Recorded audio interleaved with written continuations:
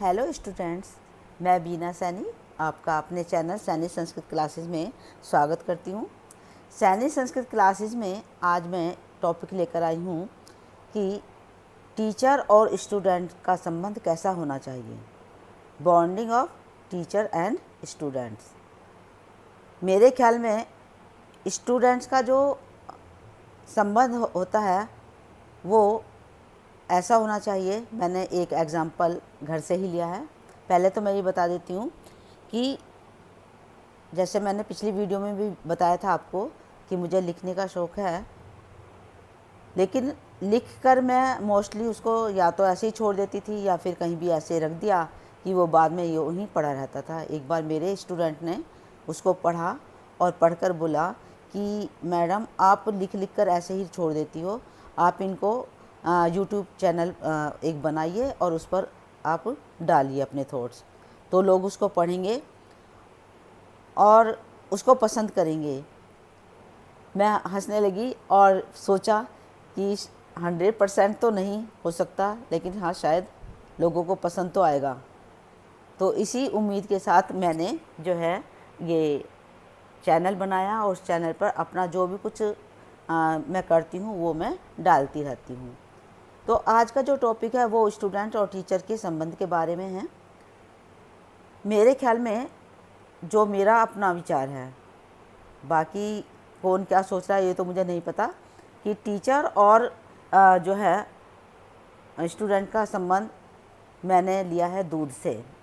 दूध सभी यूज़ करते हैं, तो दूध से कैसे कि दूध जब हम लेते हैं तो उसको उबाल कर उसमें चीनी मिलाई या शक्कर मिलाई और उसको पी लिया, क्योंकि वो टेस्टी हो जाता है। उसके बाद उसको हमने सोचा कि इसको थोड़ा और इम्प्रूव किया जाए, तो उसमें हमने चावल डाले, दूध उबाला और खीर बनाई। खाली खीर भी बहुत अच्छी लगी। काम तो एक दूध का ही है ना, लेकिन दूध को कैसे हम तरह तरह से उसका जो है एक्सपेरिमेंट कर रहे हैं कि इसमें ये सुधार आ जाएगा, इसे ऐसा करेंगे तो ये सुधार आ जाएगा। उसके बाद खीर बनाने के बाद सोचा कि इसको दूध को थोड़ा सा गाढ़ा किया जाए। तो जब इसको गाढ़ा किया जाए तो क्या बन गया वो, थोड़ा गाढ़ा होने पर रबड़ी बन गई। रबड़ी अच्छी लगी, खाई होगी तो? हाँ, मैंने तो खाई है, अच्छी लगती है। तो उसको जो है हमने जो है रबड़ी बना ली। उसके बाद सोचा इसको और थोड़ा सा गाढ़ा किया जाए, तो उससे हमारा मावा बन गया। और मावे से हमने क्या बनाया, बहुत सारी मिठाइयाँ, तरह तरह की मिठाइयाँ बनती हैं मावे से। फिर मावे के बाद हमने सोचा कि इसका अब क्या किया जाए और भी जो इसको मतलब अच्छा इसका यूज़ हो सकता है। तो हमने उसको थोड़ी खटास मिलाई उसमें और उसकी दही बना ली। दही बनाने के बाद क्या हुआ, जो हम रेसिपी वगैरह बनाते हैं तो उसमें हमने उसको इस्तेमाल किया, तो हमारी जो सब्जियां हैं वो अच्छी स्वादिष्ट बन गई। ठीक है। फिर उसके बाद हमने दही को भिगोने के बाद जो है उसका मट्ठा अलग किया और उसमें से निकल कर आया एक खूबसूरत सा मक्खन, जिसको हमने जो है रोटियों पर लगाया। जब रोटी खाते हैं रोटी पर लगाया, ब्रेड पर लगाया, तो ब्रेड और रोटी भी स्वादिष्ट हो गई। तो किससे हुआ? वैसे तो ये दूध से ही हुआ। दूध से खीर, दूध से मक्खन, वो दही से मक्खन, और सर्वश्रेष्ठ जो उभर कर कृति आई वो क्या है, हमारा शुद्ध घी। उसको मक्खन को हमने कढ़ाई या फिर भिगोने में उसको चढ़ाया, गरम किया, और उसके बाद उसमें से जब घी निकला तो उसमें अच्छी खुशबू वाला घी निकला। और उसकी क्या खासियत है कि कई साल तक यदि उसको रखा जाए तो वो ऐसे ही रखा रहता है, वो ख़राब नहीं होता। लेकिन यदि उसमें जो है गंदी चम्मच या फिर आटा कुछ लग जाए तो वो घी खराब हो जाता है।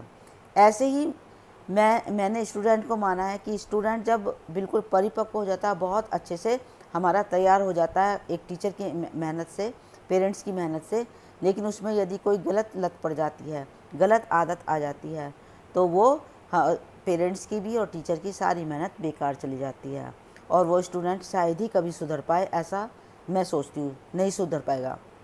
यदि मतलब टीचर या पेरेंट्स कितनी भी मेहनत कर ले, लास्ट में भी यदि उसमें कोई कमी आ जाती है तो हम उसको सुधार नहीं सकते। यदि वो खुद ही चाहेगा तो शायद वो सुधर जाए। अब ये दूध से मैंने स्टूडेंट तो बना दिया, लेकिन इस स्टूडेंट को सुधारने वाला जो शिक्षक है वो कहाँ है? उसका बेचारे का कभी कहीं नाम नहीं आता है, क्योंकि स्टूडेंट पढ़ लिख कर जो है आईएएस बन जाता है, पीसीएस बन जाता है, अच्छी अच्छी पोस्ट पर पहुंच जाता है, लेकिन कोई नहीं कहता कि उसके किसी टीचर ने उसके साथ कोई मेहनत भी की थी। वो मेहनत जो उसको यहाँ तक पहुँचा चुका है। तो दूध के साथ जिसने मेहनत की वो है जिसने दूध निकाला, दूध निकाल कर गाय भैंस का दूध निकाला, उसको फिर उबाला, उबाल कर उसको पीने लायक बनाया। उसके बाद उसके दिमाग में क्या आया कि खीर बनाई जाए, दही बनाई जाए, फिर मक्खन और फिर घी। तो ये मेहनत किसने की? जिसके पास वो दूध था। तो वो शिक्षक जो इतनी मेहनत करता है और बाद में उसको क्या मिलता है कि यदि वो स्टूडेंट जो एक आईएएस ऑफिसर बन गया है, एक अधिकारी बन गया है, उस टीचर के पास से भी जा रहा है तो उसको इग्नोर मारता है और निकल जाता है सामने से। बहुत कम ऐसे स्टूडेंट होते हैं जो बाद में भी अपने टीचर को देखता है तो रुकता है, उनसे जो है हाय हेलो करता है, उनके हालचाल पूछता है, अपने बताता है। बहुत कम स्टूडेंट ऐसे होते हैं, लेकिन वे स्टूडेंट बहुत अच्छे होते हैं जो ऐसा सोचते हैं कि हमारे टीचर ने, हमारे पेरेंट्स ने हमारे लिए बहुत अच्छा किया है। इसमें गलती मैं स्टूडेंट को की नहीं मानती हूँ जितनी कि पेरेंट्स की मानती हूँ। जो ऐसे स्टूडेंट होते हैं कि या तो वो पढ़ नहीं पाते, बिगड़ जाते हैं, या फिर आगे चलकर उनमें कुछ कमी आ जाती है, तो मैं ये कमी पेरेंट्स की मानती हूँ। क्योंकि मैंने देखा है कि यदि टीचर किसी बच्चे को किसी बात पर डांट देता है या एक चपत भी लगा देता है तो फ़ौरन पेरेंट्स हाथ पकड़ के बच्चे का लेकर आ जाएंगे कि टीचर ने मारा क्यों। मतलब आज के टाइम में टीचर की ये वैल्यू रह गई है कि कोई भी आए और आकर जो है उसका गिरेबान पकड़ ले। एक टाइम था जब मतलब गांव के बच्चे भी मतलब बाहर निकलकर जिन्हें कोई सुविधा नहीं मिलती थी, वे बड़े बड़े अधिकारी बन गए हैं, लेकिन उनके पीछे किसका हाथ होता था? टीचर और उनके पेरेंट्स का। जो ये पेरेंट्स कभी शिकायत लेना तो दूर, उन स्कूल में जाकर भी नहीं देखते थे कि टीचर पढ़ा किस तरह से रहा है। उनको तो चाहिए था कि हमारा बच्चा किसी भी तरीके से पढ़ ले। लेकिन आज जितनी सुविधाएं मिल रही हैं, पेरेंट्स जो है काबिल हो चुके हैं, वो ये सोचते हैं कि हमारा बच्चे को सारी सुविधाएं स्कूल में भी मिले और बच्चों से अलग हटकर मिले। तो ऐसा नहीं हो सकता, क्योंकि स्कूल में तो टीचर के लिए हर बच्चा एक बराबर होता है, चाहे वो किसी अधिकारी का हो, चाहे वो किसी जमींदार का हो, चाहे वो किसी गरीब का हो, चाहे किसी एक जो है मजदूर का बच्चा हो। यदि वो टीचर के पास आ रहा है तो वो उसी बच्चे के बराबर है जो एक आईएएस का बच्चा है। तो एक मैं छोटी सी कहानी मुझे याद आ रही है कि एक ज़मींदार था जो उसके पास पैसा तो बहुत था, लोग भी उससे की बहुत इज्जत करते थे, लेकिन वो इज्जत मन से नहीं करते थे, उसके पैसे की वजह से करते थे। जब भी वो कहीं जाता था तो सब हाथ जोड़कर उससे नमस्ते करते थे, कोई पैर पकड़ता था उनके, कोई मतलब बहुत इज्जत वो करते थे। वो ज़मींदार तो यही मानता था कि लोग मेरी इज्जत करते हैं, लेकिन वो ज़मींदार पढ़ा लिखा बिल्कुल नहीं था। तो एक बार उसके दिमाग में आया कि मुझे भी पढ़ना चाहिए। तो उसने अपने जो चापलूस थे उनसे कहा कि, चापलूस ही बोलूँगी, जो बिना मतलब अपनी बिना इच्छा से उसकी आवभगत कर रहे हैं, उसके आगे पीछे घूम रहे हैं, तो उनसे कहा कि मुझे एक गुरुजी लेकर आओ मेरे लिए और वो मुझे पढ़ाएंगे। अब गुरुजी आए और आकर वो उन्हें पढ़ाने लगे। गुरुजी की भी इतनी हिम्मत नहीं कि वो मना कर दे कि आप नहीं पढ़ पाओगे। वो आ रहे हैं, पढ़ा रहे हैं, आ रहे हैं, रोज़ पढ़ा रहे हैं, लेकिन ज़मींदार के दिमाग में कोई बात नहीं आ रही है। तो ज़मींदार जी ने एक बार कहा कि गुरुजी आप इतने दिन से पढ़ा रहे हो, लेकिन मुझे समझ में तो कुछ नहीं आ रहा है। तो गुरुजी ने कहा कि सरकार, यदि हिम्मत जुटाकर मैं कुछ बोलूं तो आप मुझे कुछ दंड तो नहीं दोगे? कि नहीं, मैं कोई दंड नहीं दूंगा। तो ठीक है, मैं बताता हूँ, आपको शिक्षा कभी मिल ही नहीं पाएगी। कि क्यों? कि वो इसलिए क्योंकि आपका और मेरा जो लेवल है वो ये है, ये लेवल है। क्यों? मैं ज़मीन पर बैठा हूँ, आप सिंहासन पर बैठे हो। तो शिक्षा जो है वो आपके सर से या कान से उतर कर नहीं जा रही है, बल्कि नीचे से निकल कर जा रही है। शिक्षा आप तक पहुंच ही नहीं पा रही है, तो फिर शिक्षा का शय भी आपको नहीं मिल पाएगा कि ऐसा ऐसा होता है, कि हाँ ऐसा ही होता है। तो कि उन्होंने बताया, गुरुजी ने, कि जब आप नल से पानी लेते हो तो क्या नल जो है पानी ऊपर की तरफ आपके मुंह की तरफ फेंकता है? नहीं फेंकता।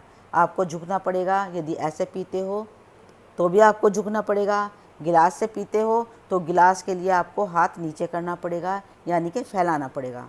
जो भी आप चीज़ लेते हो किसी से, तो आपको हाथ फैलाना ही पड़ेगा, चाहे आप जमींदार हो, चाहे कोई प्रधानमंत्री हो, कुछ भी हो, लेकिन आपको हाथ फैलाना ही पड़ेगा यदि कुछ लेना है।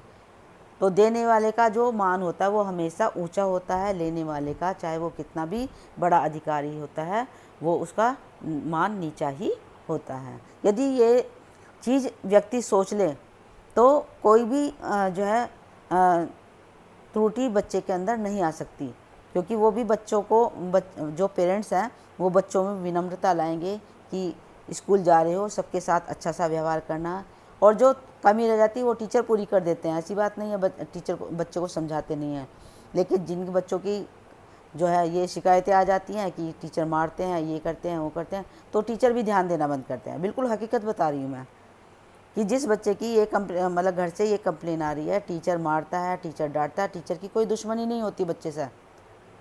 वो तो ये चाहता कि मेरा हर बच्चा जो है क्लास में यदि कोई कोई क्वेश्चन करे तो उसका एकदम हाथ खड़ा कर दे और उस क्वेश्चन का जवाब दे। ये उसकी कोशिश रहती है, यही उसका लालच समझ लो, जिसके लिए चाहे पेरेंट्स ये कहें कि हमारे बच्चे को मारते हैं, पीटते हैं और बच्चों को नहीं डांटते हैं, तो उन पेरेंट्स से जो है मैं विनम्रतापूर्वक यही कहूँगी कि ये बात यदि दिमाग में निकाल दो तो आप ये सोचो कि आपका बच्चा बहुत ही कामयाब जो है आगे चलकर होगा, वो बहुत अच्छे लेवल का व्यक्ति बनेगा।